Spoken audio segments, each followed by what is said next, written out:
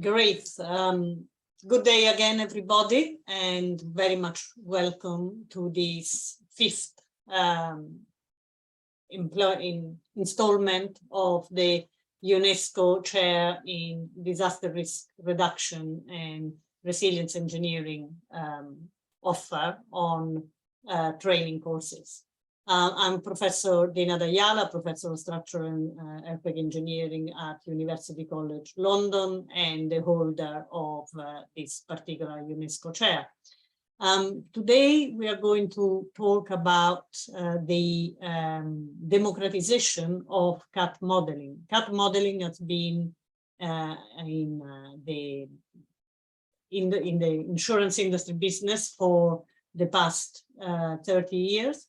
But only recently, with the advances in open source coding, there has been a very substantial drive in making the programs that underlie cat modeling and the outputs that underlie cat modeling more accessible and more interpretable to the people that use it. And this has also widened considerably the possibility for access and for people to use it in different ways. So today we will hear from Maarten Donovan, who's one of the developers of the Oasis loss modeling framework. Matt has had great experience in this field for the past 13 years with various other companies, among which RMS and others. And later we will also hear from Joshua Macabuag, is also one of the researchers and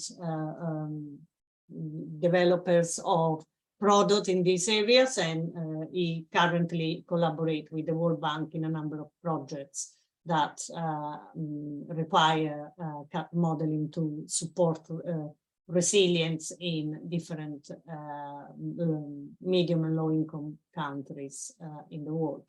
And with this, I leave you to Matt Donovan and to enjoy this talk. To you, Matt. Thank you. I'll just share my screen for everyone. So hopefully you can see that. Yes. So good. Okay. So thank you, Dina, and thanks to everyone for joining. And again, thank you to UCL and the EPICentre for allowing me to talk today. So as Dina nicely put the introduction, I'm going to talk. The title is Democratisation of Cat Models. However, I'm going to spend the next sort of maybe 25 minutes to half an hour talking a bit more about Oasis generally, open source, data standards, cat modeling, the core components, before going into the democratization bit, and then handing over to my colleague Josh, who has some more information on the cat models and the practical use of those in a disaster risk recovery space. So I appreciate there's a few people on the call with different backgrounds and different interests and different levels of knowledge of cat models and catastrophe modeling. So I'm hoping there'll be something for everyone here, and at least most of you can take something away. So just a bit on the agenda, like I said, a bit on Oasis, core components of cat models, and then talk a bit about the data. I think it's quite important when you're talking about modeling and their application. Depending how time goes, I might try and run a very brief demo of what Oasis looks like, how you can run a cat model in Oasis using the user interface. And to show you just generally how straightforward it is a pre-recorded video, so I won't have any of the pitfalls of of actually running a live demo, because you know how difficult and nervy that can be. And then talk a bit about the democratization and the use of cat models outside of insurance and stuff like that. So I'll get going. So a couple of statements here on which generally underpin the key message of democratizing cat models. So Oasis, we believe in a world where knowledge is open to share and for everyone and anyone to access it. And openness and transparency drives resilience in what we're seeing as an increasing uncertain world. So democratizing cat models. So Dina mentioned it before, cat models have been around for 25, 30 years in the insurance and reinsurance industry. They've been quite important key tools used in that commercial space for pricing risk and setting risk appetites against possible damage from Nat Cat events. But I mean, the main issue is today's paradigm of cat models just puts them out of reach of quite a lot of people, and a lot of people in sectors and communities outside of the commercial space, because they're expensive, proprietary. A lot of them are what we refer to as black box models. You know, those people that the third-party developers only want you to see certain aspects of the models that they're comfortable with. Intellectual property, you know, the commercial side of it. And Oasis is trying to break down those barriers and trying to get generally cat models and better risk assessment accessible to anyone. And yeah, so we're just trying to basically make it more transparent, easier for everyone to access them. And one of the, on the last point there, one of the key things we think of is having the in-country, the experts on the ground at the local academic spaces, the local government, local authorities, sovereign states, to own their view of risk, to own the data. They're the experts. They know more about their own science and their own data in their own countries better than anyone else. So why should anyone else be responsible for maintaining those? So we're trying to develop that collaboration with those areas as well. Quick bit on Oasis, in case you don't know. So we're a not-for-profit organisation created back in 2012. We have global coverage of models from over 100 models from multiple providers. Main perils being wind, hazard, flood, earthquake. And it's very much an open source plug-in and play framework. So Oasis don't develop their own cat models at all. We're not model developers. We develop the open source framework to allow the third parties and anyone with the science and the data to make it accessible to the community. We have our own independent financial module that's developed in collaboration with insurance and reinsurance industry. This is the engine that's used to calculate the insured loss or the gross loss if you need to. And Oasis very much are advocates of standards and interoperability, which obviously go hand in hand with the open source aspect of the framework. And the idea is that you just improve the risk assessment through better models, more models, transparency, performance and innovation generally. One of the big parts of Oasis, and one of the things that I work on, is the market and the community collaboration. So we have quite a large community of users, developers in various sectors, and that's one big part of making Oasis successful and getting it out there is the community and the collaboration. And finally, Oasis platform, free to use, free to download. There's a GitHub repository there. If anyone wants any links, I mean, I think this is all going to be available to you anyway, but any links or any further information is available, and we can send it after this webinar. So like I said, Oasis is not for profit. We are funded by subscribing members. They're the members there. They pay an annual subscription that helps pay off our wages and develops the platform essentially. So there's some big insurers, reinsurers, and brokers there. And then these are the model providers. So these are the current companies that have models that are available on the Oasis platform. Probably some companies there you may recognize, and we're just working with more partners all the time, and certainly more in the humanitarian, public sector and academic spaces. Oasis has multiple deployment options, very flexible, so you can access Oasis through a cloud, the large commercial cloud providers there. You can download it and install it on your own servers in a company or in an office, or even locally on your laptop if it's something small that you want to run. And also we have some partners there, some commercial partners that actually provide commercial services for themselves, front ends to run Oasis and the models, but all on top of the Oasis framework. Okay.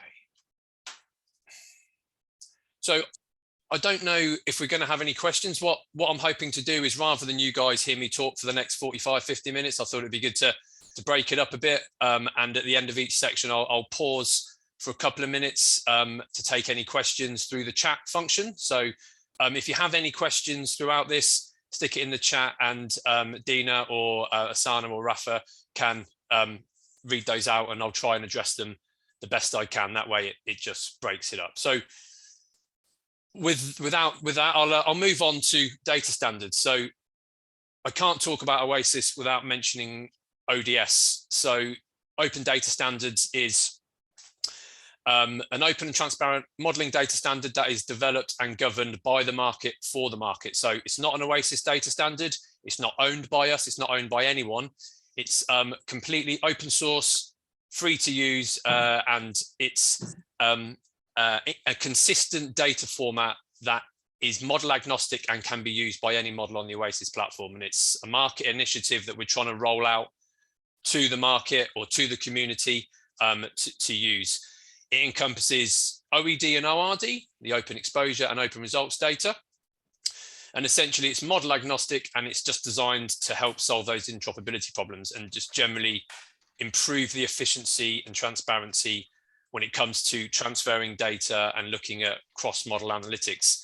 At the moment, or actually for the last 25, 30 years, as a community of cat model users, we've just spent far too much money and inefficient time reformatting data into formats that we want to use, taking those proprietary data formats and just messing around with them to get them to where we want to be. The idea of ODS is that it's in that one format, consistent into a model, and then anything that comes out of the model, again, regardless of the developer, is the initiative we're trying to push. It's governed by a steering committee made up of attendees from multiple companies. Oasis chair that steering committee, and we create the standard on the date with the day-to-day management of it for the community. But again, it's not an Oasis standard, and we don't own it. So again, some large model companies there and some model providers there. Might be interesting to see, we do have RMS there in the middle. They are on board and talking to us about open standards. They are the proprietary owners of EDM, which is the format that's been used for the last 25, 30 years. And we're just trying to break down those barriers and make things more open. So RMS are now sort of on board and talking to us at least. In recent months, we've actually started to move away from core focus of insurance and reinsurance and work on more use cases for public sector humanitarian use cases around population and demographic data and infrastructure, which ties in nicely with the democratization of standards and cat models. And again, free and open to use. GitHub repository there. There's a website with some testimonials. So again, I encourage you all to go and have a look at that after this. Just a bit more on standards and collaboration. So like I said, we've got ODS version 3 coming out in December, and this is now incorporating more of that population and demographic socioeconomic data use case. And this is generally to align with the GED for all, the global exposure data for all, that some of you may have heard of, that was developed by GEM, ImageCat, and the humanitarian OpenStreetMap. So we're just trying to expand the scope of ODS, if you like. Some of you may have heard of the Risk Data Library, the RDL. So this was developed by the Global Facility for Disaster Reduction and Recovery, the GFDRR, which is administered by the World Bank. And what they've done in the last few years, they've actually developed some open standards and common descriptions for hazard and vulnerability data, more for the disaster and climate risk data. So if you think of it, ODS focuses on financial and the commercial sectors, and RDL focuses on disaster risk for vulnerability and hazard. So rather than duplicate efforts, we thought, we should be coming together and collaborating and aligning these standards. So what we did back in March last year, we had a joint workshop with some guys from the ODS side and with the World Bank and RDL, and we're now working towards aligning those standards. And just generally for people that have been using RDL in the climate risk, if they then want to start looking at modeling or looking at risk assessment with the financial implications, they can then use those standards from ODS and vice versa from those from ODS who want to start looking at the hazard and vulnerability. And we're going to start implementing some of those into the Oasis framework ourselves. So, there's just some collaboration there with the World Bank, and we're hoping that it will just expand and adoption will increase generally throughout those. So I'll pause there. I don't know if there are any questions, just gives me time to take a breath, and for any questions on that before I move on to cat modeling.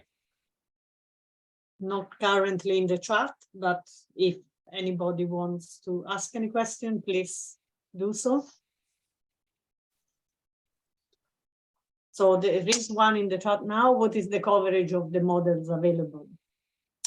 Yeah, good question. So the coverage, as in global coverage, so we pretty much have models for most countries. There are some parts of the Middle East and Africa where we don't, but all the Americas, I can't reel them all off myself, but you know, Asia, we have about 10 or 15 in Africa, and obviously Australasia and Asia Pacific. So I can send out some information on, and we have a map that has global coverage, but we have most major territories covered, I think. That's very interesting. And then I will ask you a question. What is the level of resolutions of those models? Well, yeah, then they depend on the model.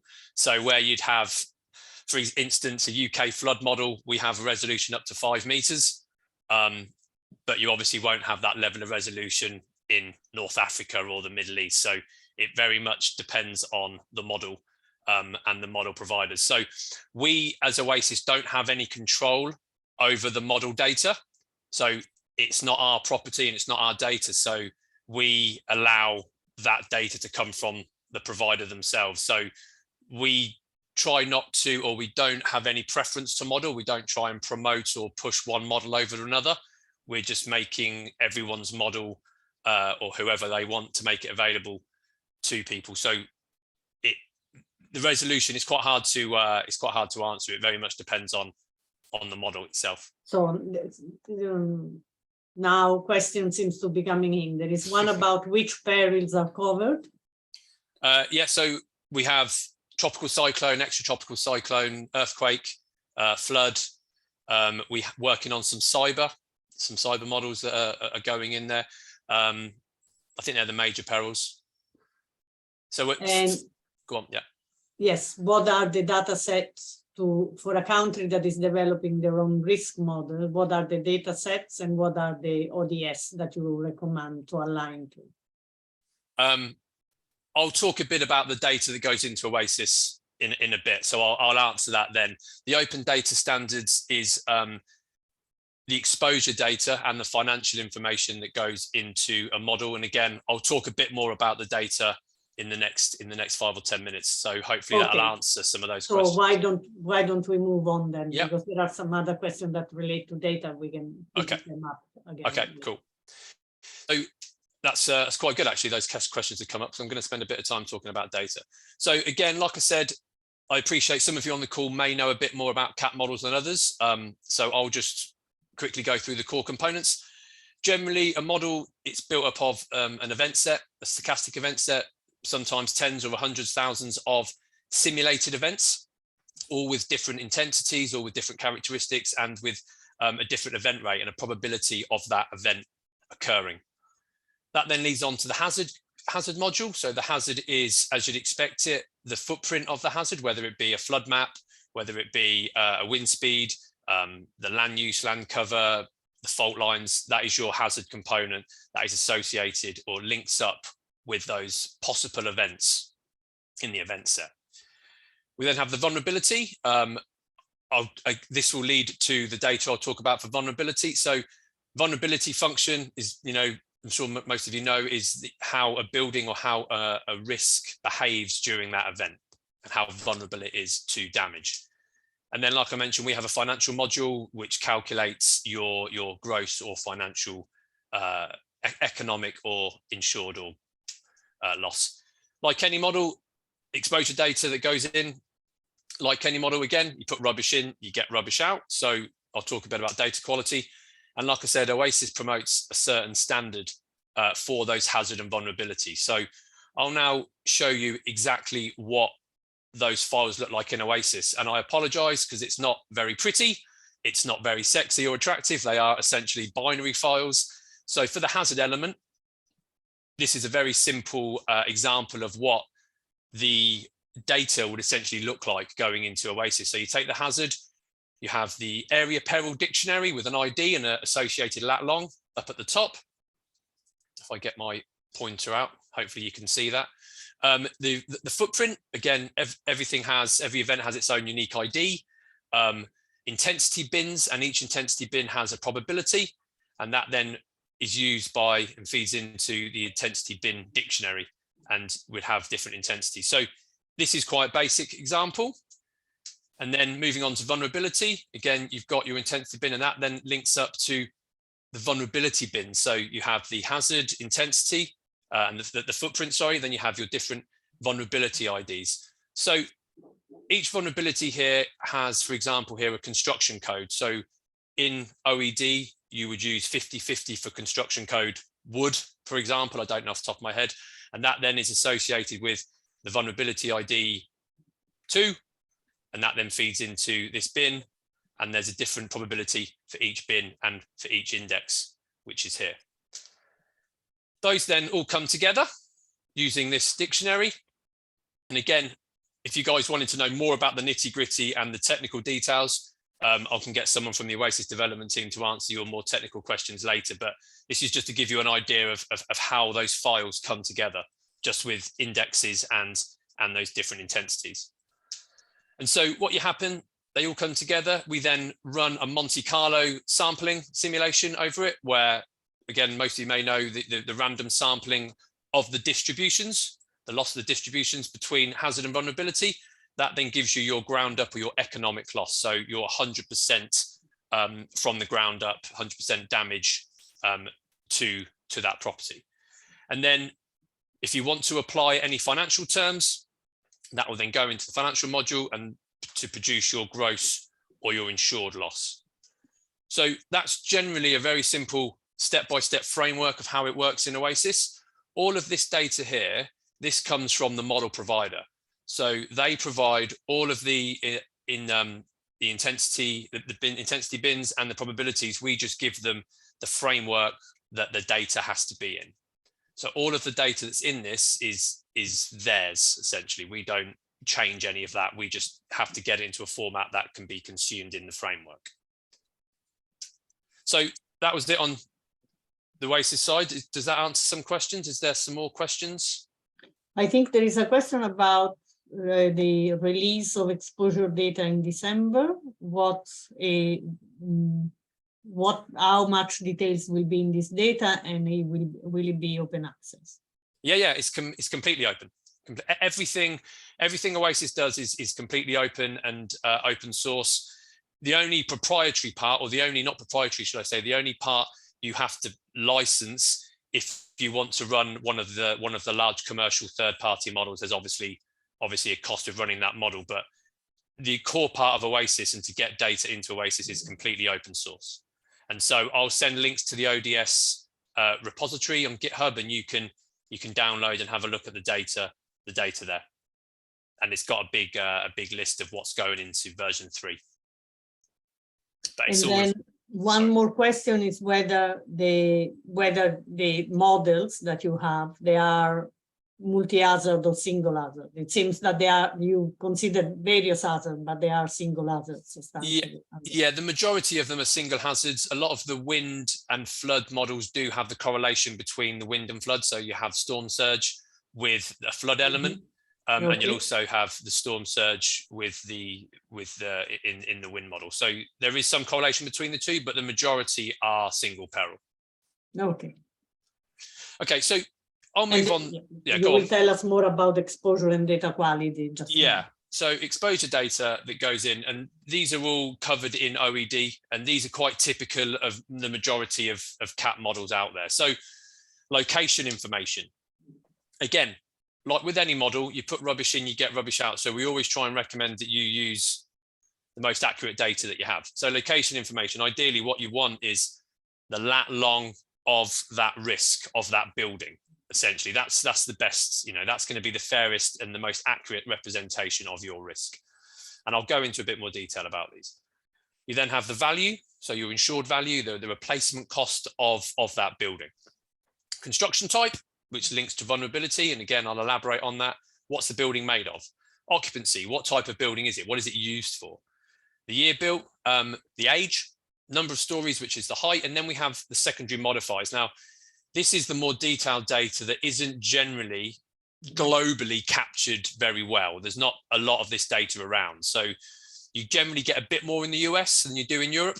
And these are the details such as roof type, or whether the roof was replaced, or the square footage, or if the property has a basement, is that going to be more prone to flooding? Has the building undergone any retrofitting or updates or refurbishment in recent years? And again, this data can be quite significant with the model losses, but it's just the type of information you don't get very much of, which is a shame, but it is getting better.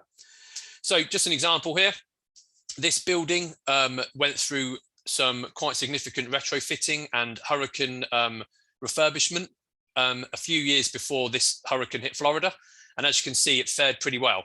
So the money they've spent on the retrofitting has obviously been quite successful compared to the rest of the neighborhood. And this is just the data and some of the information you would like to have if you're insuring it, or if you're trying to, I don't know, the financial industry are trying to put a loan to it, or if you're just trying to make decisions about this property, you want to know that actually it's going to be pretty, it's going to stand pretty well against hurricane force winds. And then just on data quality. So here's just an example of your geographic information. So where you get your lat long, you might not get the coordinate of that building, but you might get, say, the street, the middle of the street. But if that street is 2 or 3 miles long, it potentially, the model's going to think that your risk is actually not where it should be, essentially. So this example, we've just given half a postcode because that's all we had. And the model thinks the risk is actually quite far from the hazard. So you're resulting in a 0 modeled loss. If you then put in the full postcode, the model puts it closer to the river. So you're starting to get a larger modeled loss. But actually, the risk that you want to model and you want to make decisions about is right on the river. So, which is going to give you a larger modeled loss in this example. So the best data, the most complete and accurate data you put into a cat model, it's going to be the best and most accurate representation of that risk. I mean, it's common sense, right? Again, rubbish in, rubbish out. So you really want to try and get that accurate geographic information. Bit on construction. So vulnerability, you know, as you'd expect, a wood frame property is going to be a lot more vulnerable during a windstorm than a steel frame. And again, with masonry versus unreinforced concrete. So in OED, in the ODS data standards, there are different codes for each of these materials, and it goes into quite a lot of detail. So you can have wood frame up to reinforced concrete, up to steel frame, and all of these hundreds of occupancy of construction codes, which then feeds into the vulnerability part of the framework. Occupancy, again, there are codes for different occupancies in OED, residential, a normal single or multi-family home, commercial property, retail space, or then, you know, industrial could be a large industrial manufacturing site, for example, which is, you know, could be quite large. Just a schematic here on the vulnerability curves for the mean damage ratio on the vertical against the wind speed. And you can see a wood frame, the mean damage ratio, as you'd expect, starts to increase quite a lot when the wind speeds get quite strong, you know, anything above 100, 120 miles an hour. You can see the wood frame here, whereas at the same wind speed, the reinforced concrete is a lot lower. You know, the mean damage ratio is a lot lower. So the mean damage ratio is the ratio of damage against the 100% replacement cost. I mean, it's interesting to see that even at fairly windy conditions, 60, 70 miles an hour, the damages are quite similar. It's only when you really start getting to the tail and really start getting into the big wind speeds, you know, the severe events where the damage is really going to show between, you know, a wood frame and a concrete building. So this is all the information you try and capture. Your total insured value. So like I said, this is the value, the replacement cost of the building is split between coverages in the models. So the building TIV is the actual structure. How much is the structure to rebuild? Contents, you know, like you'd have in your home insurance, you know, how much contents.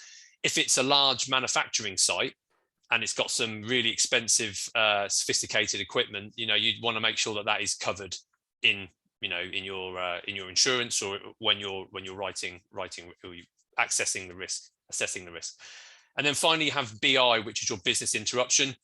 again, if you're a trade, if you're retail and you're a shop and you can't trade and because your building is collapsed and it's damaged, obviously you can't trade and you can't get any income. So you need to account for those losses when you're doing your modeling. For insurance, I mean, the financial terms, policy information, limits, deductibles, any kind of exclusions in policy wording, all of the things that we sign for our home insurance or car insurance, all of that can be inputted into the financial module and run that way to give you your accurate gross or insured loss. And then reinsurance, insurance for insurance companies, for those really big losses and those big books of business, you can import reinsurance, and also any other financial vehicles, whether it would be an industry loss warranty or any securities to get that to be put into the financial engine. And so that's data. Before I move on to outputs, are there any questions on what I've talked about so far?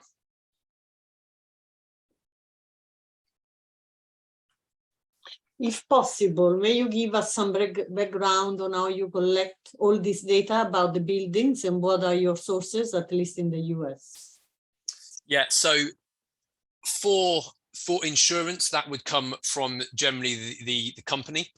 So the company writing the business would or should collect this information. So again, if you're applying for house insurance, you would fill out all the details and that would then be collected by that company. The brokers in the commercial space, the brokers are the intermediaries and the go-betweens. They would also help you collect some of this, but generally it is the responsibility of the company writing the business. And it does, the quality of that does depend on where the risks are. So in the US and in Europe, you would expect the data to be it's usually pretty good. When you start going into the Middle East and the more vulnerable or low income or less economically developed regions, then the data is going to be sparser, I think.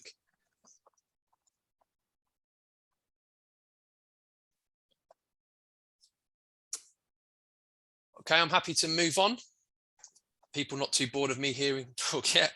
So outputs, and I think Josh is also going to talk a bit more about how outputs are used in the disaster risk space. So I won't go into too much detail, but key modeling outputs from a CAT model: average annual loss or mean loss, essentially the average loss every year according to the model. So from an insurance perspective, this is the minimum amount of premium that insurance company need to charge to cover those losses according to the model. And if they don't, then they're going to make a loss. So again, this is a metric that is applicable in many different use cases. And I'll leave it there on that because I think Josh is probably going to talk a bit more about that. Standard deviation. Most of you have probably, know what this is. This takes us back to high school maths. Standard deviation is a way of a way of looking at the variability of losses around the mean. So CAT models, definitely not an exact science. There's a lot of uncertainty, assumptions that are built into these models.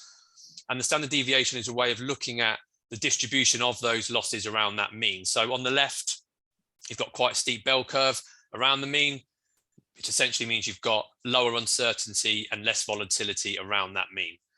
On the right, a higher standard deviation, a much calmer bell curve where you've just got a lot more variation in the losses, which is just being represented by a lot more uncertainty. So ideally, you'd be going for, depending on the model, you'd be looking at a lower standard deviation with less uncertainty. Return periods, I think we're probably all familiar with return periods. So, this example, a 1 in 200 year loss is $1,500. So again, it's quite funny. There's some people still in the insurance industry that look at this and go, well, this is my loss every 200 years. And again, we have to sort of reiterate, this is a probabilistic loss curve. So it's not really an event that's going to happen every 200 years. We just tell them that they need to start thinking about it annually. And so a 1 in 200 is your 0.5% chance of exceeding a loss at least as much as $1,500. So again, you can have a 1 in 200 year event happening 3 times in a year. So, you know, it's just a probability rather than those losses that occur. A few more event loss tables. Again, they're not very sexy. They're not very interesting. It's a spreadsheet or a CSV that is each row is your event loss for each of those tens of thousands of simulated events. And each event has a mean loss and a standard deviation for that event. Period loss tables, sometimes referred to as YLTs or year loss tables. They're all of the events within a year. We use the term period because sometimes it's not a year. It can be more or less than a year, but generally it is a year. And then sample outputs. So like I said, we use the Monte Carlo sampling approach that randomly samples across the distribution of the hazard and the vulnerability parts that I talked about earlier. And then the user can choose how many samples they want to run. And these samples are essentially snapshots of that distribution. So you can look at the whole distribution, or you can start looking at snapshots of that. And that's your sampling methodology. And you can run as many samples as you deem fit. Well, within reason, up to hundreds of thousands, I think. Just a little bit on how else cat models can be used. So accumulation analytics, visually using maps, using GIS software. Oasis has very basic GIS software and a mapping function. We're not an exposure management platform, but the open source nature of Oasis means that it will allow those that have GIS data or GIS tools can actually plug it in to Oasis, and you can use GIS software that. But the basic use in Oasis, you can do hotspot accumulation. So you can start looking at identifying areas in your portfolio or your book of business using radii-based circles. So you can, how many risks do I have in a 5 or 10 kilometer radius or a specific geography, whether it be a postcode, a zip code, a county, a state, province, whatever. You can also look at how much risk you have in close proximity to hazards. So how many risks do you have within a mile of the coast or within half a mile of a body of water? And you can also start looking at accumulations based on your exposure information. So how many wood frame buildings do I write or do I have within a 5 kilometer radius? You know, do I have a lot of vulnerable risks in one place? And again, you can do that with your occupancy and your construction. And also for the disaster risk space, you might want to look at the proximity to rescue services, right? How close are my risks to the fire, the fire stations or the hospitals? Again, using a model and the exposure management part and the GIS part, you can start running these kind of analytics. And there's also the what if scenarios. So these are really quite interesting when you want to stress test your portfolio, your business, right? So it's a bit blurry, so I apologize. The map on the left, well, these are both Tampa Bay in Florida. Map on the left has the 20-year flood zone map, and on the right you have the 100-year. And it's just a good way of, if you know where your risks are, where your exposure is, you can start going, well, we're now getting into the 100-year flood zone, and it can give you an idea of overlaying those hazard footprints over your risks. And then the what if scenarios here. So what if a Cat 4 hurricane or Cat 5 hurricane or whatever hit this area now? What would be the impact to my risk? What would be the impact to my exposure? What if a really wet event or a serious event like Katrina hit New Orleans again today or hit another region? What would that look like? Event response, real-time analytics. So we know a windstorm or a cyclone is 2 days out from making landfall. You can actually access the real-time data and run that through these models to get an impact of what it's going to be like. And this can help also with evacuation procedures and things like that in the disaster risk space of knowing, well, we know the hurricane's coming here and it's going to be really bad in certain regions. And again, it's just that way of managing your risk. And then climate change. We can't avoid climate change. It's huge. It's now required by a lot of the regulators that cat models have climate conditioning aspects to them in their methodology. So a lot of the insurance companies are now required to to communicate and to incorporate the impact of climate change to their book of business, and they have to report that to the regulators, because they want to know, as a company, can you remain solvent if, you know, if climate change continues as it is. And so just on climate change, you know, a lot of these models have this climate conditioning aspect to it, so you can start changing parts of the model and running different scenarios based on the climate. So this is just an example on sea level rises. So we've got a 1900-year sea level rise with the associated model loss, the current one, which gives you your base, and then including a 30-centimeter sea level rise. And you can see that the dramatic increase in model losses based on that. And again, you can also see the inputs, the impact of that at the different return periods as well. Now, models also really good, and again, this is probably quite a good thing and relevant to more of you guys in the disaster risk space, is when you're looking at adaptation measures. So if there's a local authority who are looking at doing a cost benefit analysis on, well, we want to start improving sea defences or flood defences, or at least implementing them, or we might start looking to retrofit and upgrade the quality of the buildings in this local authority. What impact to those measures is going to have on my economic loss? So, you know, if there are local authorities or sovereigns or governments who think, well, we need to spend X billions on this, what's the return going to be? Is it worth us doing this? You know, from a humanitarian point of view, of course it is, but from their economic side, they can run it through a CAT model and hopefully see the reduction in those economic losses from running those different scenarios. And in the next couple of months, there's going to be a climate condition tropical cyclone model called CHAS, which is developed by Professor Adam Sobel and his team at Columbia University in New York.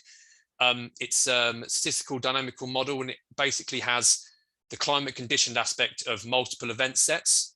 So he has an event set based on the usual historical events, which the majority of CAT models are built on. And then he has another event set using the RCP 8.5 scenario.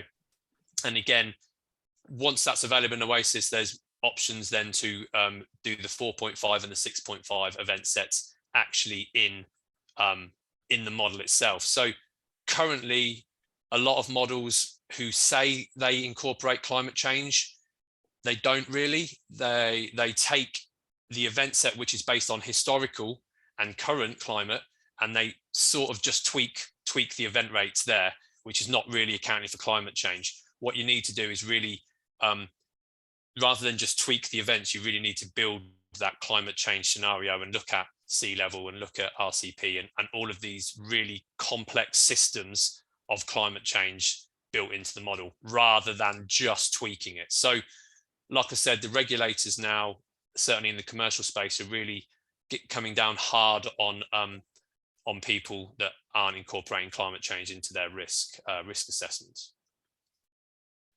So I'll stop there, take a breath, see if there's any questions. Yes, there are quite a few, I think. Well, one was on the visualization. I think you very quickly talked about it, but I think people would like to know whether, you know, you need to extract the data and put it on a GIS product support or other program platform, or whether you have an internal, or whether this data would be presented in a mapping format, basically. Yeah, so I mean, I can show a quick demo here. Oasis, it has a very basic mapping function. So as soon as you import your exposures, you can see them on a map and you can do a little bit. It's not extensive. Like I said, Oasis aren't a GIS software company, and we're not an exposure management company.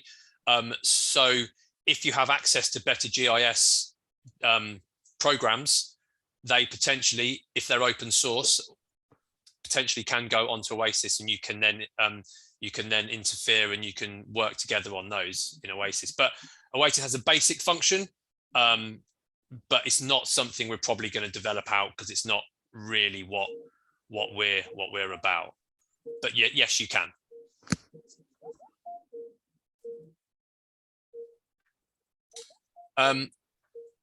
how am I okay for time? I mean, I was gonna do a very brief demo of the Oasis UI. If I think you have time, yes. To do yeah, that. okay. Because we have gone through the questions already, so Okay. why not? And then people will have more of a feel of how it works. Yeah. Okay, so can you guys see that? Still good? Yes. So this is a pre-recorded video that I did last year. It's got some annotations, but I'll pause it and talk through it. This just gives you a very basic view of what running Oasis looks like and what running a cat model in Oasis looks like. And it's fairly typical of cat modeling. And so I'll play the video. Hopefully you guys can see all that okay. So there's different stages and it's broken up into those different stages. So this is the home page. This is the first bit of the Oasis UI. There's nothing in there at the moment. And so what we do is we create a portfolio, essentially, really quite simple. You name it whatever you want. And then you submit that and it will just go into, there it is, all ready to go. So like I said, this has got annotations on it, but I can talk through it. Essentially, you can have multiple portfolios in here, multiple books of business, and they'll all be listed. They'll all be listed here. So once you've created that, you then import your exposure data, and the exposure data in the OED format using ODS is CSV. We're all familiar, you know, we use it in Excel, CSV, and you essentially just upload those files into framework here.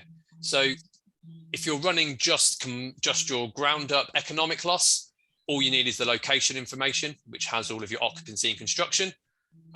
If you want to add financial terms, you then have a separate file, which is your account file. And again, that has all of your policy information and your financial structures in there. And that just uploads. And as you can see, it's uploaded pretty quickly. The example in this video is very small, using a very basic model. So it's going to be quite quick. Obviously, the larger the files, the longer it will take to upload. But that's all ready to go. So you now choose a model and you create an analysis. So we've created a portfolio, we've uploaded the data, and now we want to choose and create an analysis. There's nothing yet. And again, this is quite important actually. So this is the part in Oasis where all of the models you have access to are in one place. So the current paradigm of cat models is that you would license an RMS platform, for example, and use their models, or you'd license another platform and use their models. The great thing about Oasis is that all of the different models from different providers is in one place, which is here. And in this example, you've got PyWind, which is a toy example model for the UK that we've developed. And then this is a GEM, I think it's Dominican Republic earthquake model, which we're going to choose. So you choose which model you want to run and name the analysis accordingly, whichever you want. So it started to, what it's done there, it's input generation started, which basically means that it's taken all of the events from that model, and it's looking up the exposures that are going to be affected by those events in the model. But we haven't run the model yet. It's just doing a lookup. It's a manual refresh. So this is quite small, so it only takes a few seconds. Again, that would take a lot longer if it was a larger file. And this is a little bit where the summary stats and the dashboard comes in, which I think probably answers some of the questions on visualization. So this is just a very basic summary. You can see that all of the exposure here is successful. It's all gone in. This is where you might see failures. So this is where some of the information you've put in hasn't got a lat long in it, or it falls out of the scope of the model. So this will then say fail, and you might have a proportion of your risks that fail. In that case, you'd have to go back to the data, either get the appropriate level of information and then re-import it. But this just gives you a little bit of a feel of what's gone in. And then we have the map. So this is Leaflet, which is an open source mapping tool. And this is just a good way of just zooming in and having a look at your exposures visually. because it's quite surprising how many people don't actually know where their exposures are. And you've got some associated information here with the TIV. There's no information on this example here, but it'll give you all of your street information. And then the inputs. So again, because it's open source, you're able to, if you're technically minded or if you're interested in, or a developer, you're able to then access those modeling files and start looking at the technical coding of those files, which are all available from the UI here. So you can start looking at what's in the back end. And then we configure the output and we run the model. So configuring an output is you choose your outputs, what you want to do. So you can start really producing quite an extensive, detailed suite of model reports. Essentially, you can start looking at the nitty-gritty parts of the results. First of all, you've got your model parameters, 10 samples. So this goes back to the Monte Carlo sampling we talked about, just a default of 10, and you can set your loss threshold if you want to get rid of any losses that are like pennies, really. You then, before you run the model, like I said, you create your model reports. So here we have where it says perspective, we have ground up, insured loss and reinsurance. We're just looking at the ground up in this example, and you can start to drill down into different parts of your exposure. So you can see that if you look at the perspective, you've got ground up, summary level, which is all your risks, and you have your reports, which is your AAL, and then your loss, your return period loss curves. And we've also looking at the construction. So you can start, what we're choosing here is to get our losses for each construction code. So we can start seeing, well, we're writing quite a lot of vulnerable, what impact is the vulnerability of those wood frame buildings having on my overall losses. And then finally, you can actually drill down even further and you can start creating multiple reports for each one. So here is just an example of, I'm choosing all of these outputs for construction code, and I can then add more. And I think this one's going to probably choose occupancy, if I remember rightly. And you can just start building, like it says here on the left, an extensive suite of all of these reports. And the more you choose, the longer it will take. And if you have a really huge portfolio, it's going to take a while. And then might have just missed that last bit. If I just rewind it, execute run here in the bottom right-hand corner. So once you've chosen everything you want to do, you then just hit execute run. And it's essentially that simple. It's just drop downs and everything. Run started here on the right. Again, if it's quick, if it's a large model, it's going to take a lot longer. This is very small data. So if we just manually refresh that, it's done in a few seconds.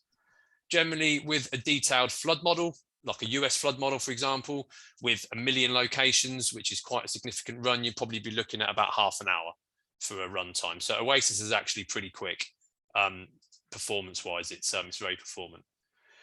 So you've done that, you've run the model, it's all finished, and then you just want to look at your results and you want to extract those results and put them into any kind of reports or anything you're going to use. So you go to the dashboard, and here you have high-level losses, your summary losses, number of exposures that have been modeled, the total insured value. On the right-hand side, you have your loss curve, which is your return period loss curve, and your AAL that we talked about before.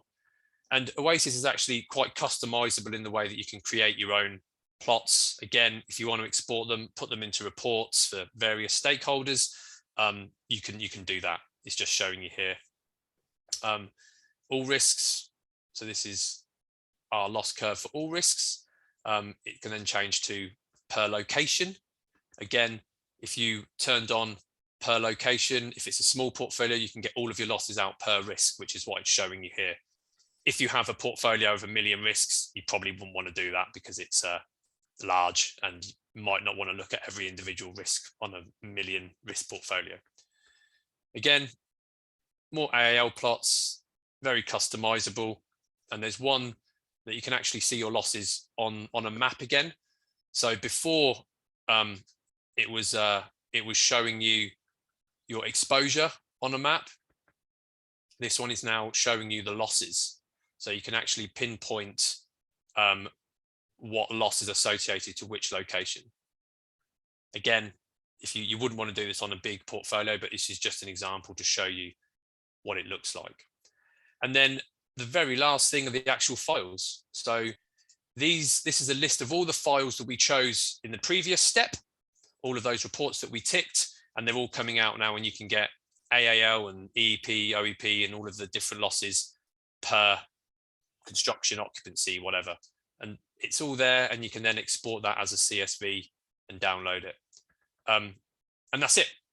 That's essentially running a cat model in Oasis. It's, like anything, quite straightforward once you've done it a few times, just clicking some buttons and some drop downs. So I'm happy to continue if there's any, unless there's any other specific more. There are plenty questions now, so, as you would expect after a demo. So the first question is about whether you have vulnerability functions for linear infrastructure, particularly railways. Yes, well, we have the ability to model them in OED. So in version 3 coming out, we have the geometry field, which looks at lines or polygons or whatever the risk is. We don't currently, or maybe we do. Yeah, it depends on, it's model specific as to whether the model can model those. Mm-hmm. Again, we have the capability in OED to input that data if you have it. It just depends whether the model you're running can accommodate that. Whether they actually have specific vulnerability functions, whether they understand spatial correlations and so on. There are many. If it's in the model, then it can be run through Oasis. That's fine. Yeah. Okay, thank you. And then another question is about the CHAZ, CHAZ. Yes. Yep. When it's going to be released, and what are the barriers to adoptions, validation, and outputs, and what is Oasis doing to make it better?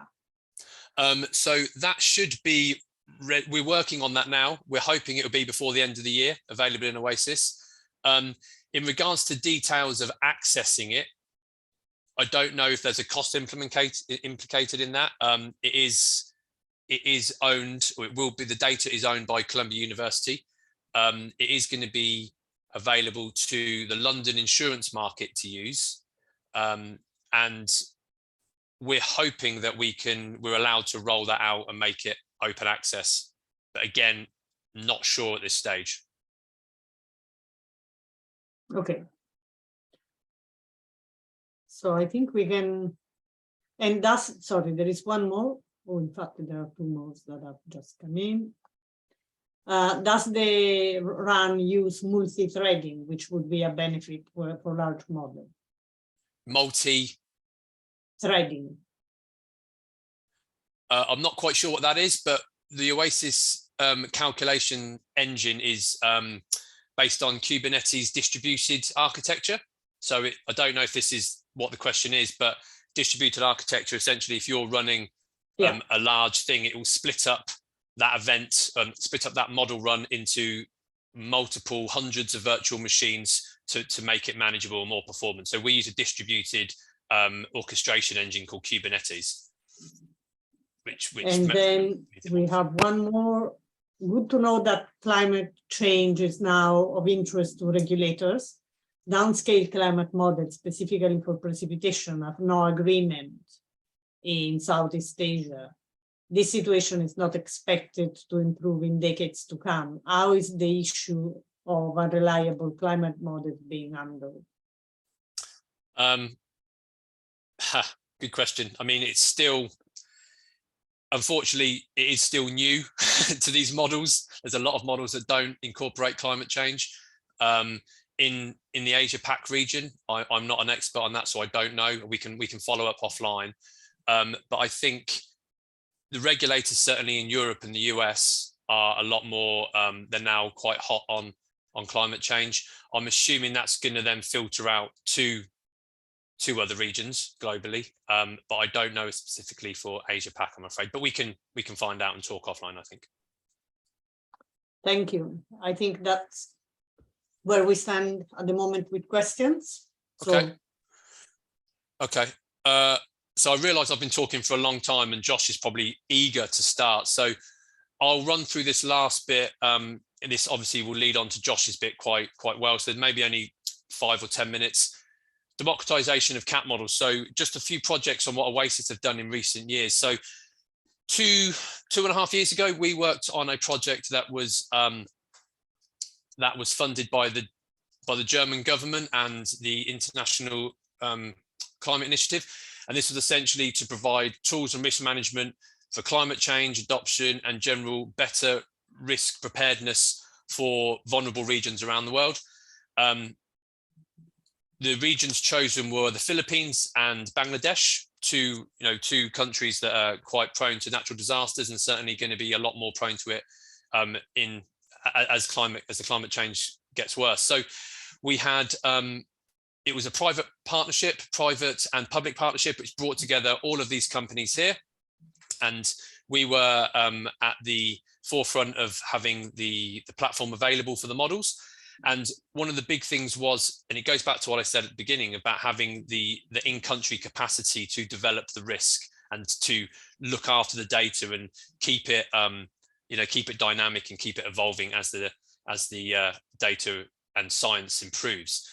So we Cat Risk built a Philippines flood model, and a Bangladesh cyclone and storm cell model was developed by the UK Met Office and the Bangladesh University of Engineering. Our partners at Cat Risk Solutions also came up with and developed some scenarios for Bangladesh earthquake. And this was just a project that finished at the end of last year, and we're now rolling out, or those models are now being used by these companies in Bangladesh and the Philippines, where insurance and the penetration of insurance is very low. I think Bangladesh is I think it's less than 0.5% or 1% of population of Bangladesh actually has insurance. So you can imagine the whole idea of cat models and insurance to them was sort of a new topic. And this is just an example of one of the projects we worked on, quite a large one. We have a YouTube channel, Oasis does, and we have loads of information on there. And there's some videos and some seminars and some information on the models and the project. We're collaborating quite a lot, recent dialogue with the START network, with the UN, obviously the World Bank and the Africa Risk Capacity. And there's potential here for Oasis to help facilitate the use of cat models for these organizations in the low income areas of interest to them.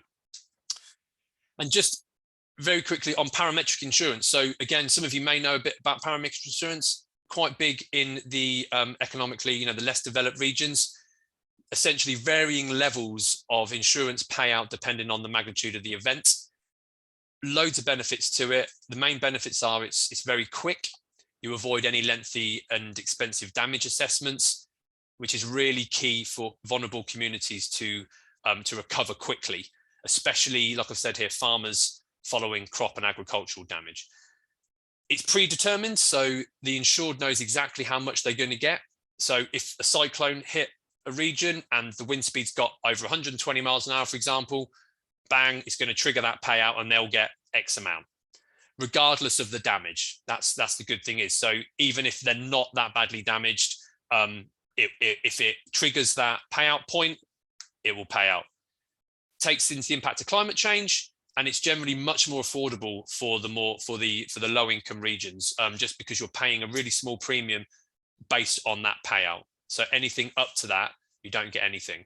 But if it gets to the point where it's severe, depending on whatever the trigger metric is, it will pay out. Oasis have worked with the IDF. I'm going to finish up just for 2 minutes on the IDF on a Risk Explorer tool, which is a proof of concept educational user interface. At the moment, I think it's US hurricane, but it's going to be developed out for other regions and perils. And it's just a way of putting exposure in for one risk at a time, running some simulations, and it gives you payouts at different levels. And again, you can download it from GitHub, and there's also a demo video of that user interface to show the parametric triggers. And just very finally, I think I'll probably just move on to this because I'm conscious that I'm running over. But the Insurance Development Forum and the partnership with Oasis. So the IDF, it's a public-private partnership which was announced back in 2015 in Paris at COP21, and it's led by the insurance industry, but it's supported by the UN and the World Bank. The idea is that it closes that insurance gap, to increase that level of insurance to the more vulnerable regions. So the idea is that it hits 500 million people. It's going to have a risk capacity of $5 billion and over 20 countries. So that's the mission for the IDF. And I don't need to go through this really. The problem, we know what the problems are. Risk analytics generally isn't available to everyone, right? It's expensive, like I've said. We go back to what I talked about earlier. It's not available to everyone, and the idea is to invest in a resilient infrastructure and to develop that, and to make risk and cat models democratize them, get them out, get them using, and this is just highlights issues with current proprietary cat models and issues with a disparity or a disconnect in communication between public and private sectors. So until now, there's always been a sort of barrier between the public and private sector, where the public or the private sector don't really want to share stuff because it's commercial, right? It's their intellectual property, they're losing money. Whereas now, with open source software and what Oasis is trying to do, and other companies, is just get it out there, is just open it up, and that is the democratization of it. The GRMA is a Global Risk Modeling Alliance, which is a program that's been set up by the IDF, and it has 3 main elements. Again, good in-house data, good risk data, encourage the academics of those countries, encourage the experts of those countries to capture that data, to really get the science, the local science available. Second one is adoption of a risk modeling platform, which is where Oasis comes in. So Oasis has been agreed by the V20, and there's a lot more funding coming in to be that open source platform for this data and for these models. And again, the final thing for the GRMA and IDF generally is to, and I've mentioned it 3 or 4 times again before, is just to get that in-house, that in-country expertise to really manage and drive and develop their view of risk, right? Because it's their view of risk. It's not ours. It's not a third party. It's not RMS's. It's theirs. It's up to them to really get this data and be responsible for developing the science and developing the models, essentially. And my last slide. This is just a list of what we've been doing. I mean, the main thing, I've mentioned most of these, but the main thing is the bringing Oasis into the foreground of the public domain. And like I said, it's been selected by the V20, and it's been there's some more support coming from the German government with 11 million euros and another 10 million on its way in the next year or so. And the World Bank and the UN are now in the process of aligning with this open modeling strategy with the IDF and using Oasis. And I think I've spoken enough. There's some contacts there. Like I said, I'm happy to connect with you guys, anyone who's interested offline, and we can talk more about Oasis and open source and how maybe you can get involved. I'm happy to take a couple of questions before Josh jumps in and does his bit. Thank you very much, Matt. Congratulations. Very interesting and enlightening presentations. At the moment, there are no more questions. Nobody has written anything else on the chat. Okay. Maybe we will be able to take some more questions after Joshua's presentation or during Joshua's presentation. So we can swiftly move on if Joshua is online still. Yes, please. Thank you. Thank you again, and well done. Thanks. And you guys can hear me okay? Yes, we can. Fantastic. Let me see if I can share my screen.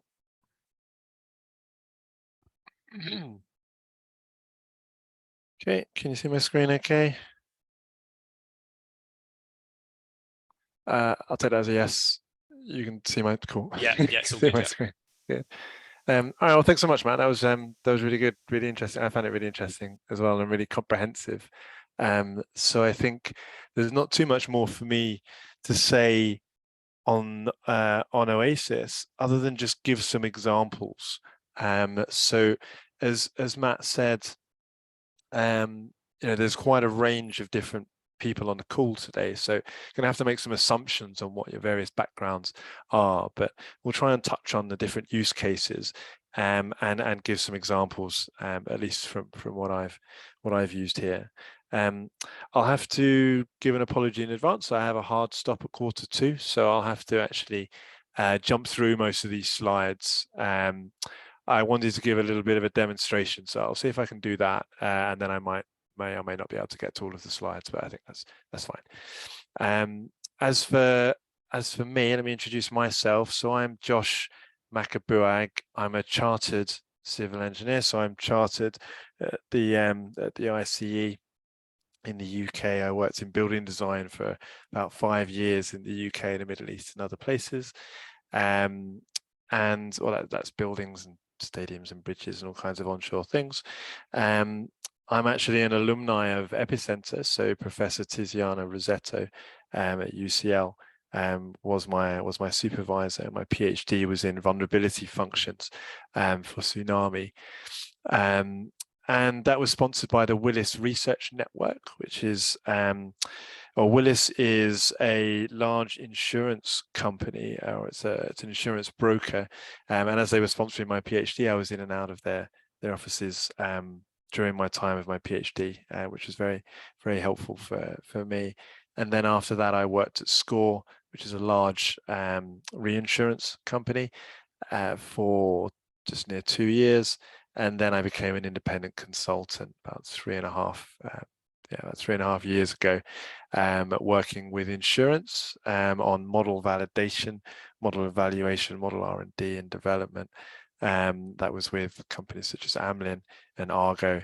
And then I spend most of my time consulting to the World Bank, a group called the Global Program for Disaster Risk Analytics, which is led by Rashmin Gunnesakera. So as I say, I'm a consultant to the bank on a number of risk analytics outputs, such as building cat models in Oasis, and I'll give one example of that today. Alongside that, I'm also a search and rescue engineer with an organization called SARAID, but I won't be touching on that too much today, though of course it does underpin some of the non-financial outputs of cat models that are implied by some of the things we'll talk about. So cat modeling, as Dina said, and Matt said, it's originated from insurance 25 years ago. It's a technology that sat with insurance, within insurance for much of that time, and it's not necessarily too accessible for those outside of that industry in its complete form. So catastrophe modeling means calculating the frequency and severity of losses due to disasters. So that means how often and how bad are losses due to earthquakes, hurricanes, floods, and then whatever other peril you want to consider. The components of that, which I have some slides on that and I'll show them, but I'll just explain first. Your hazard, vulnerability and exposure components, obviously many researchers, groups, teams, industries will be very familiar with those, but the science of bringing those all together in a defensible, calibrated set of outputs that tell you the frequency and severity of losses due to disasters, that's something that's been the bread and butter of the insurance sector, and it's sat there for some time. And that's where Oasis really comes in actually opening up that black box process that sat within proprietary or third-party companies, is now something that through Oasis is accessible to other industries and other companies and other people. We'll give some examples. As I look through the really helpful, the really interesting questions, obviously Matt's talk's really engaging, so it's really good to see so many interesting questions. And I think it feels like it will be worth just doubling down on making sure we understand the difference between talking about models, data, and the framework. So models, when we're talking about models, then we're talking about those that packaged information, which is then used within the Oasis framework to calculate your frequency and severity of losses. That packaged information, those can be created by by companies, private companies, which means that the models themselves may or may not be accessible to you and me if we go on the website and say, hey, this is an interesting model, can I have it? You may have to pay for it, right? But that's then of course there are models that are open entirely, and those are some of the ones as well that Matt's talked about as well. So if we're talking about models, some of the questions are specific to models. Does this model do that? That's a question to the model provider. The Oasis framework is the framework within which those models run. The data that goes into them and the data that can go into your own models, if you build it within that framework, again, that's some of that is curated by Oasis, some of that is curated by other locations. So again, some of the questions on, do you have this data, that may or may not be relevant, that may then be more appropriate to direct to those third-party organizations. But the standards, the schema, the framework, and the methodology for putting it all together in a consistent, reproducible, and transparent way, that's what Oasis, the Oasis framework does. Yeah. So models, data, and framework. Okay, let's just go on to a bit of a demonstration. So in here, I've got two examples. One of them is for public sector catastrophe model developed through the World Bank, and another one is an open-ended problem about an unmodeled risk, which we can discuss. But I thought it might be useful to discuss actually how you would go about accessing Oasis as a user. Oh, hold on, I'm trying to escape this, but I can't. There we go. Okay, so so you've seen the user interface, right? So then the question is, great, I want to use the user interface, but I don't have a model. So one way is you can go ahead and license one of the models that are available, or that you can source through the Oasis website, and that there may or may not be a charge for that. So that's one option. And then of course those models need to be hosted. That user interface, you need to access it in some way. That needs to be hosted somewhere so you can go ahead and access it. Another way, depending on who you are, is to use the command line interface as well. So with the assumption that some of us on the call will be researchers, or those people that want to look at actually building model components and then putting them together with other model components and seeing how, if we can build a model out of it, then that's another option to you, is the command line interface. So I thought this figure here would be useful to just talk about briefly, where this is, again, everything's just open and online. This is the Oasis LMF documentation that's online. And I find this a really useful document, or figure rather. So if you have a model developer, so that would be your researchers or those within companies that want to use and build their own models, so that they can actually interrogate the components and answer some of the questions that are being asked in the chat here, then you have the ability to use what's called a command line interface, or an MDK, a model development kit, I believe it stands for. I'll show you that really briefly now, because then you can go ahead, you can go away after this presentation, download it and run it straight away yourself, right? Through those command line interface tools, you're then able to build and check and model and test your own models. That then forms a model library. So, yeah, it can be a set of repositories, such as GitHub repositories, or however you want to manage that model library. And then you have the question of accessing that model library.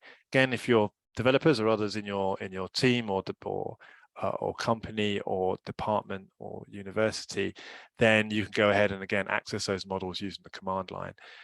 If instead it's more of an enterprise situation, or you want to make those models a bit more accessible and use all of the benefits of the user interface that Matt showed, then it has to be hosted, and that's where you get the Oasis platform, this thing here.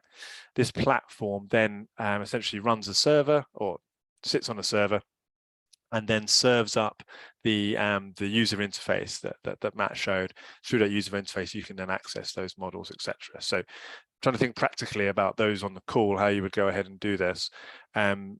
The easiest example is starting here, and then we'll talk a little bit about the platform.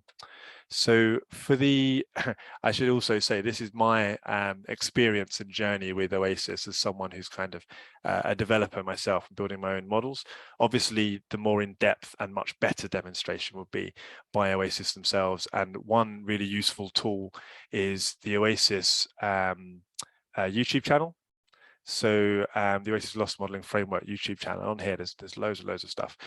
For example, various tutorials of the UI, of the installation, both the front end and the platform, etc. It's all in here. So if you're interested in actually running these models, you can either go and license them and someone else will host it and deal with all this, but you probably have to pay. Or if you want to do it yourself, it's all open source and free. You just need to know where to look. So back to here. So on the command line, the quickest way to have a play with it yourself would be to go to the Oasis LMF GitHub page. Again, really good resource. In here, you have a number of things. The one that we'll have a look at is what's called the PyWind model, which is a toy example model, which has all of the Oasis components in it. So in here, you have all of those files that Matt was showing, the different CSVs that connect together. You can see in here how those are actually built, what they look like, how they fit together. That's really quite nice. What I'll show you briefly is something called a notebook. This one here, which is your running PyWind notebook. And if you're not familiar with notebooks, Jupyter notebooks, then please just Google it. There's plenty of tutorials and examples of it, but all it is it's just a collection of code and output and text all in one place, so you can have a continuous workflow.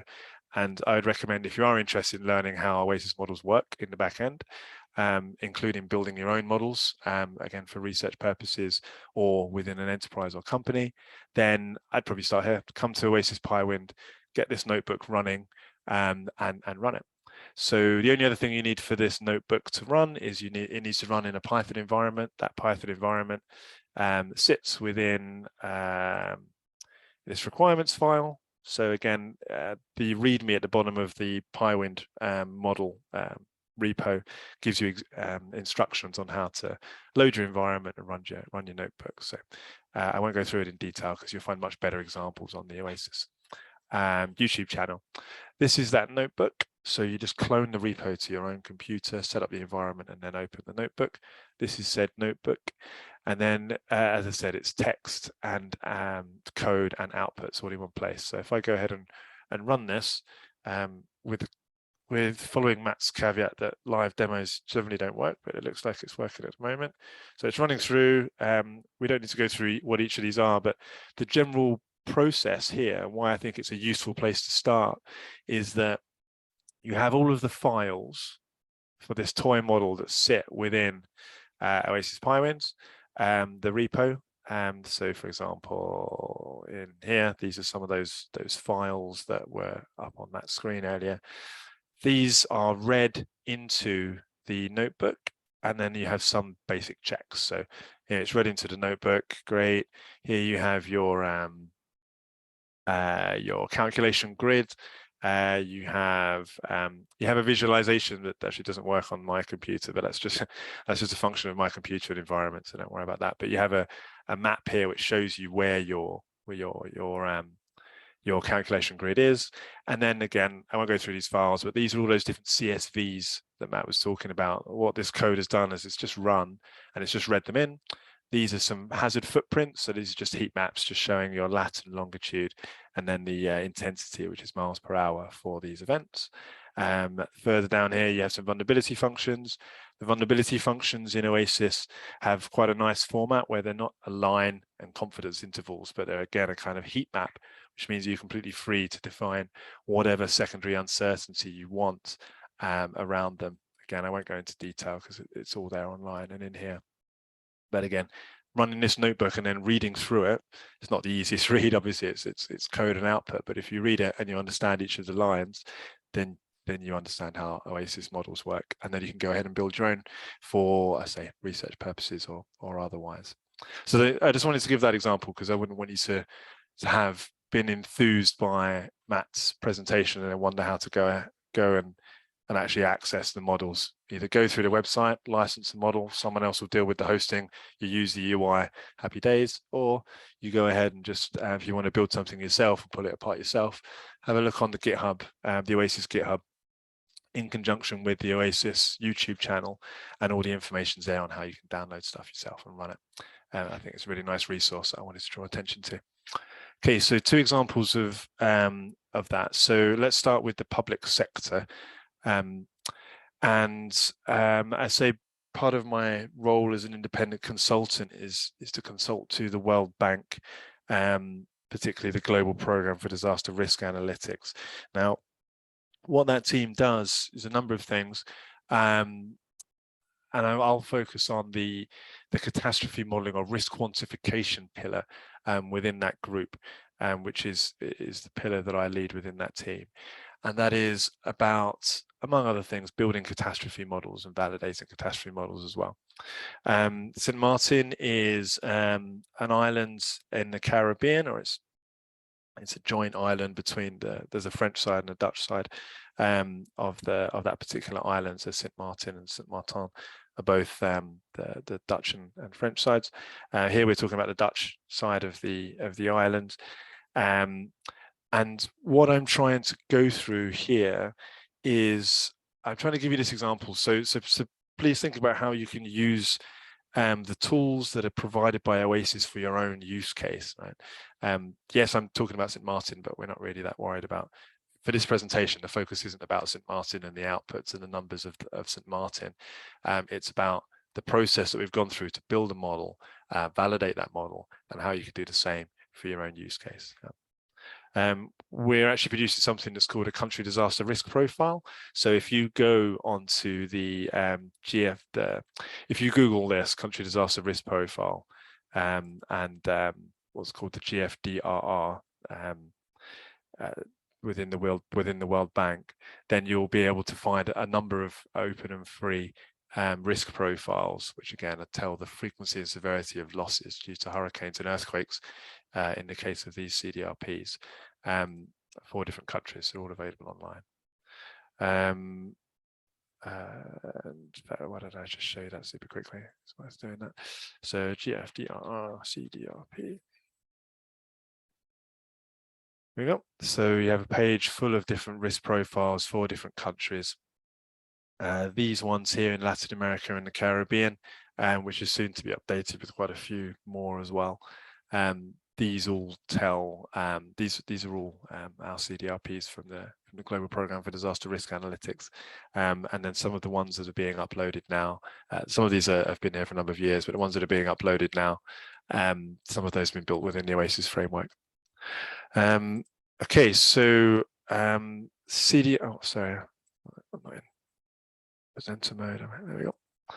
All right, so CDRPs. So okay, so you're building a catastrophe model. Catastrophe models with their usual outputs of frequency and severity of losses for different metrics. So if you're an insurance company, then you can use catastrophe models for the bread and butter functions of the company. That would be pricing, capacity, and capital, with as usual functions within an insurance business. If you're not in insurance, then catastrophe models, I say, are a technology that's generally sat in insurance, but are immensely relevant outside of just insurance, right? So you have broader areas of finance, so disaster risk finance, and that can be all the way from banking, credit risk, etc., all the way through to some of these different instruments that can be used in a public setting. So ministries of finance, for example, can consider, all right, what are the liabilities on the government's balance sheet, both direct and contingent liabilities. So, for example, impacts on housing, where housing may be private, but the impact can be so large and disruptive that, of course, having large parts of the population out of work and out of accommodation is, of course, a contingent liability on the government. Understanding those and what can be done about it are some of the things that catastrophe models can be used for. The issue is that those catastrophe models, I say, generally sit within proprietary companies, and that's where building something in Oasis overcomes that issue. All right, now the process that I'll go through now is very quickly about some of the building and validation process. So a phrase that Matt's used a number of times, which is very good, is nonsense in equals nonsense out. And I think that's incredibly relevant for all of us to remember throughout the entire catastrophe modeling process. So in fact, I'll skip ahead to a slide. I'll come back, these are out of order, but you think about the components of a catastrophe model: hazard, vulnerability, exposure, etc. I think it's very easy for us to individually focus on our own individual expertise and area of interest. So if we are vulnerability modelers, it's, hey, we can build the best vulnerability curves that'll tell us on an engineering basis what will happen to our building in different wind speeds or ground motion. If we are a climatologist, then we can talk about building stochastic hurricane event sets. Seismologists, again, event sets for earthquake, etc., etc. We can look at combining all of these as well. But I would urge us to remember that nonsense in equals nonsense out is true, but also you can have the best components. You can have the best, you can argue what the word best might mean, right? You can have the most competent team building vulnerability functions, and on the other side of the ocean, you can have another team another fantastic team building the best hurricane sets, and again someone else putting together the exposure. When those come together, that does not make an instantly correct catastrophe model. And so calibration of the entire model is, I would say, more than half the work. So you build the components, you put it together, and then you have a model that you can actually start to validate and build. Not once you've got the components, just plug it together and you're done. So going back again, so for example, one of the things that we would have to look at in this particular case for St. Maarten is historical precedent, right? What's happened in the country? It's a very active hurricane region,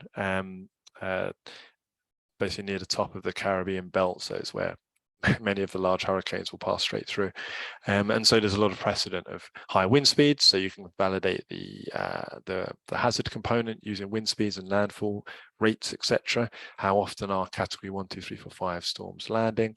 Again, whether you want to consider explicitly climate change or the relevance of different parts of history in calibrating the present day is again another key question of how you would go ahead and build these models. Again, that's not necessarily an Oasis specific question, that's a model building question. So when you put the models into Oasis, you have that capability of pulling those models apart and making those adjustments should you want to do so. Something you can't do if you have a pure black box. Again, historical precedent is very important. So in this particular case, for Hurricane Irma was particularly devastating, very devastating for the island in 2017. And so there was actually a damage assessment, a building by building damage assessment, which was conducted, which again is very valuable for helping us understand the appropriate vulnerabilities on the island. I think we've gone through this, but for those that aren't familiar with the outputs of catastrophe models, which may be a thing, I guess if you're more familiar with the components, building vulnerability models, building hazard models, then putting it together may be a little bit alien. But the typical financial outputs for catastrophe models are an average annual loss and an EP curve, an exceedance probability curve. Your average annual loss says that if you add up all of the losses, so for example, if you have a stochastic event set, that may be a 10,000 year stochastic event set. That does not mean that you're modeling until the year 12,022. It instead means that you're modeling 10,000 permutations of 2023. So the current climate, you're modeling that 10,000 times. And that will give you your 10,000 year event set. Your very worst year in terms of your worst loss, that'll be your 1 in 10,000 year loss. Your second worst year will be your 1 in 5,000 year loss, etc., etc. So if you add all of those up and then divide it by 10,000, that'll give you your long-term average. That's a long-term average. That doesn't mean that in any one year you expect to hit your average annual loss. It means that over a very long term, that would be your average annual. So you can imagine if you had a hurricane every 10 years with a 1 million or let's say 100 million loss, then your average annual loss will be 10 million. Right? So you're dividing it by the number of years, but you're not expecting that in any one year. That just tells you an idea of how much you should put aside in a single year to be able to deal with those disasters. It also is an indicator of what the premium should be, or how you calculate premium starting from AAL if you're an insurer. PML, it can mean a number of different things, but the exceedance probability curve is when you rank those losses that I just mentioned. So you're 1 in 10,000, your worst year, 1 in 5,000.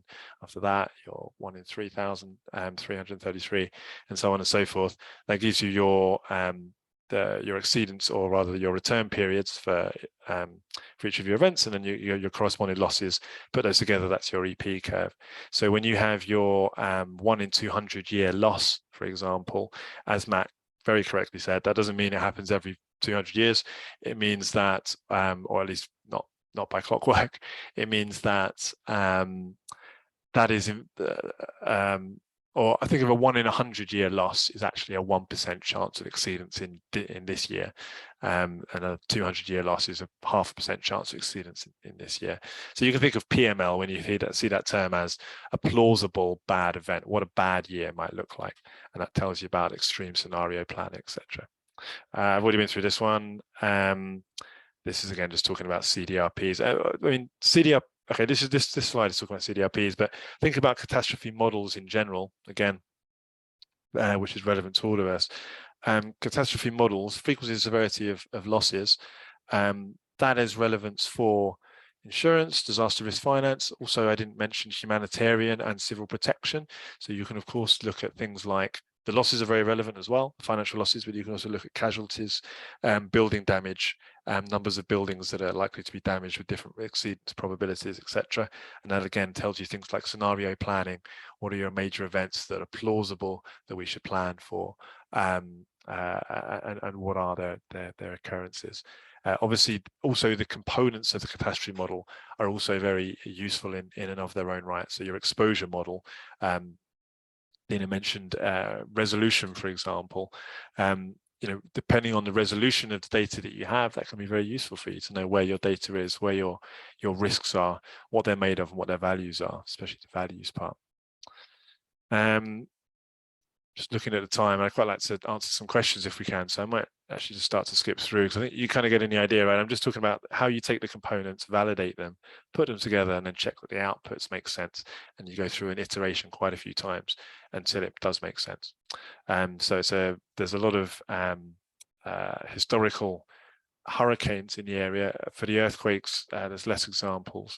But of course, there you have to go back to the actual seismology to understand what's actually backed up by the science. The exposure model, again, there's a number of ways to get to this.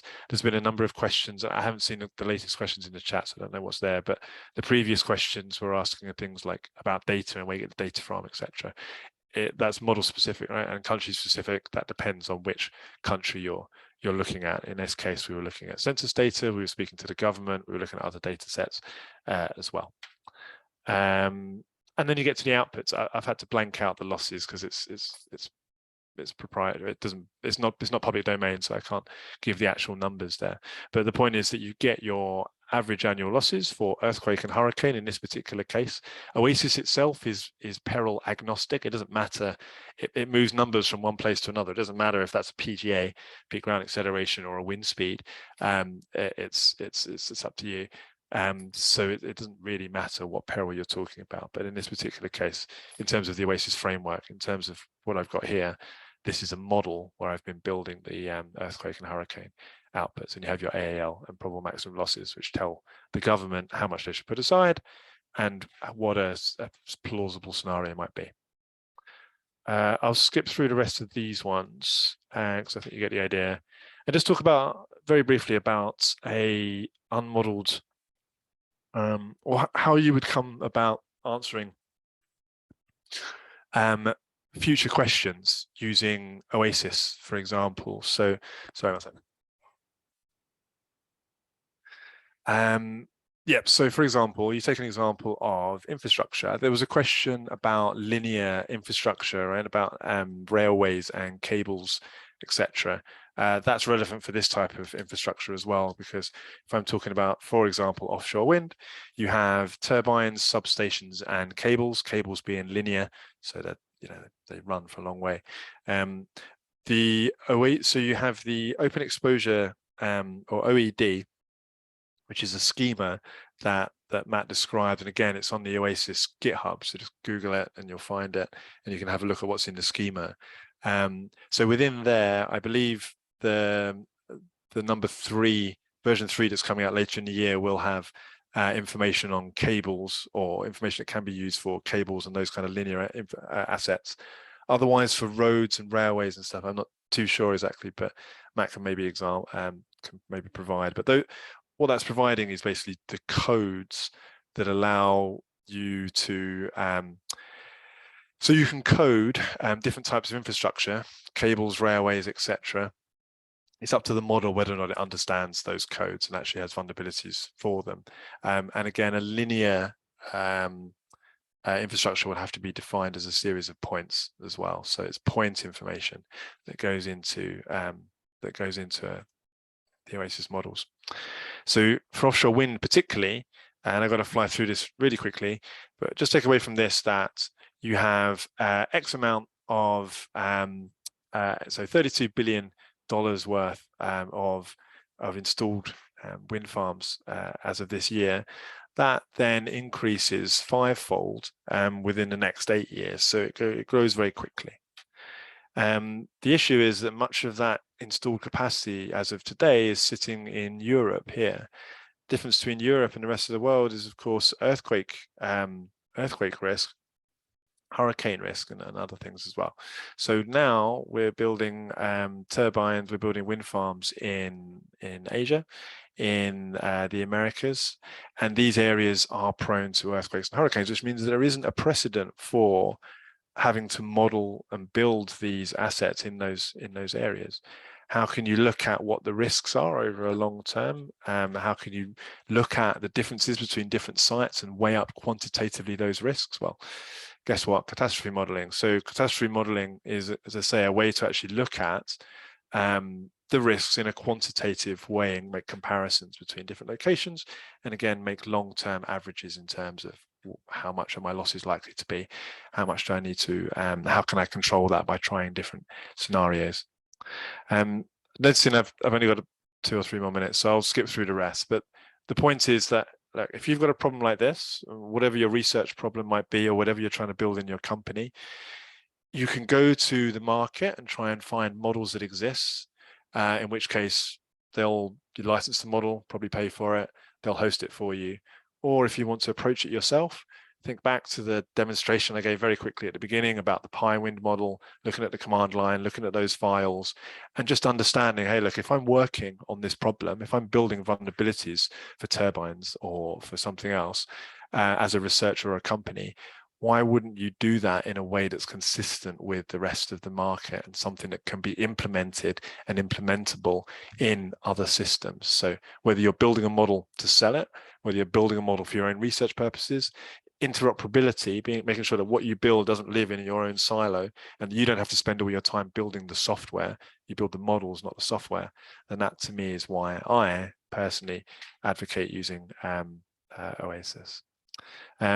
I think I'll stop there. So this is just talking about different particular examples for offshore wind. But the point is that, yeah, I think that, I'm very on message. I think that having looked at catastrophe models for a number of years professionally within the insurance sector, then there is an issue where there are some amazing models, some amazing science, but it's inaccessible to many parties that could make genuine use of it, both those outside of insurance, in the public sector, civil protection, humanitarian, etc. as well, and also for researchers. Researchers have a lot to give to these fields. Researchers don't necessarily have the understanding of the entire ecosystem of cat modeling. Some, of course, do, but many will focus in depth within different regions and again, or different areas like vulnerability and exposure. And I would say again, if those can be done in a consistent way, in an open and accessible way, they can be pulled together and used to make these open models that can answer some of the world's problems. Yeah. I'll stop there. I'm bang on 1:45. I don't know if there's any questions for me. I can spend a few minutes answering those if they're relevant. Otherwise, I can hand back to Matt and Dina. Hi, thank you, Joshua. There are no questions in the chat at the moment. There is just one that I think Matt can answer. I'm a bit confused. Oasis is open access platform and free, but are the cat models on there also open access? And I think my understanding is that some may be and some might not, or some portion of the models might not. Is that correct? Yeah, so some of the models are open access. Some of the ones that have been developed in collaboration with academics and with the IDF and people like that, they are open access. Any third-party commercial model will require a license. Accessing Oasis and those models, you can generally go through a proof of concept, and you can license them on a limited basis for a month or so for free of charge to get you through the door. But generally, commercial cat models in the insurance industry work on a license, which is, again, you can access them on Oasis, but their data is still their data. So there is a license for some of those, but some are accessible, open. So the license is to access the data rather than the model? Well, when I say data, I mean the model. Okay. So the model data, yeah.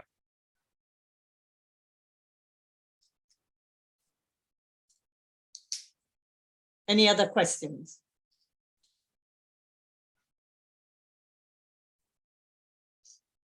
Well, if there are not, yes, there is one. Are the outputs static snapshot or dynamic? How risk evolves?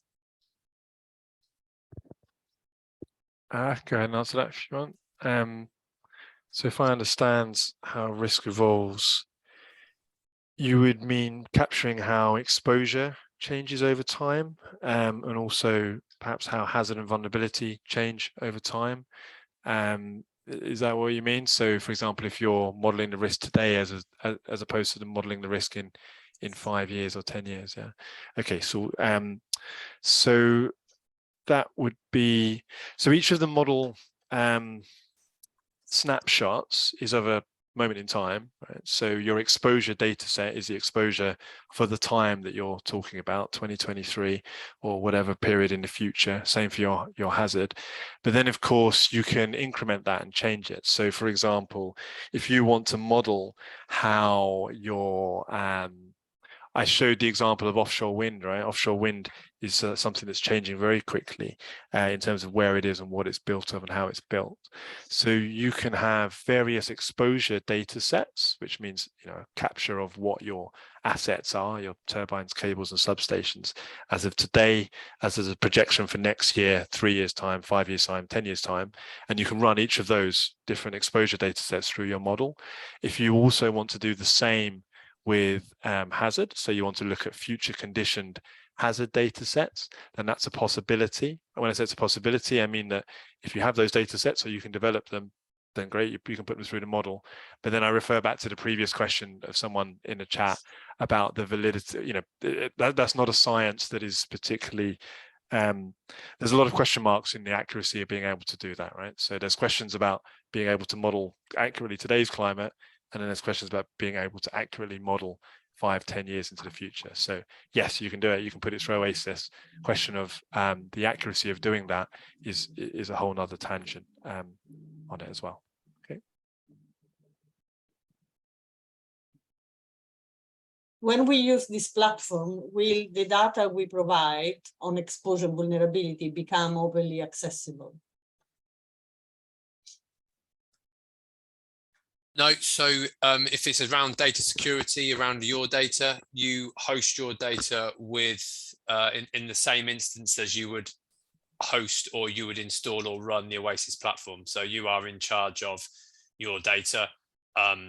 Oasis don't host models. We don't provide hosting options for data. Anything you run through Oasis will be your own you know, you have to provide your own security. We can help, but as soon as, you know, like Josh showed, he showed an instance of Oasis that he ran on his own laptop. So if you guys were going to go and do that and download the data, the exposure data that you model will have to be stored on that same instance, which again is your own. It's not suddenly going to become available to the whole community. Yeah, I can add to that as well. I think that first figure that I showed kind of perhaps explains. Oh, sorry, it's the wrong screen. Do it again. Too many screens. Here we go. So this one, I'd go ahead and read this documentation from Oasis. It can be helpful. And yeah, so this whole ecosystem, this can sit wherever you want it to. So what I just did in terms of running that Pywind model, as Matt said, I just downloaded it and ran it on my computer. So the data is on my computer. If you want someone to use the UI, again, I could show you, but we're out of time, but I can run the platform on my computer and access the models, the same models, via my local host, so via my local browser. Again, it's all just sat there on my computer. If you want others to access it, then you need to host it somewhere, be it on a university server, company server, and then you've got the questions of that data being secure and so on and so forth. So the point is the system is what's on the screen, and it's yours to manage as you want, or you go to a model provider and they will deal with normally this hosting or third parties such as something called NASDAQ, for example. But the hosting companies will have a means for you to access their models, and then of course that provider would then have to deal with the data security, etc. Okay. Cheers.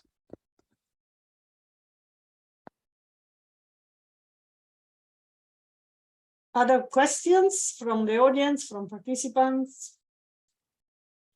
It seems there are no more. So I would like to thank, yes, there is one. So thank you. A lot to think about. I need to have a play. So just think about it, and people seems to be very energized to go and try it, which is what we wanted to achieve with this talk and seminar. So thank you very much to both Matt and Josh for presenting the Oasis platform. And thank you to all participants for, as usual, being very incisive with their questions and making the presentation even better.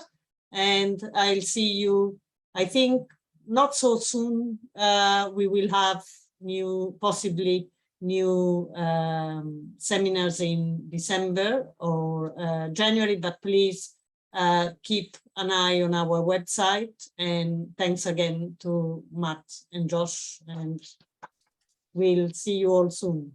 Thanks. And with this, the meeting, I think it's over. Thank you very much. And we will, as usual, the recording will be available on our YouTube channel. Thanks again. Thank you. Bye-bye. Bye-bye. Thank you, guys. Bye.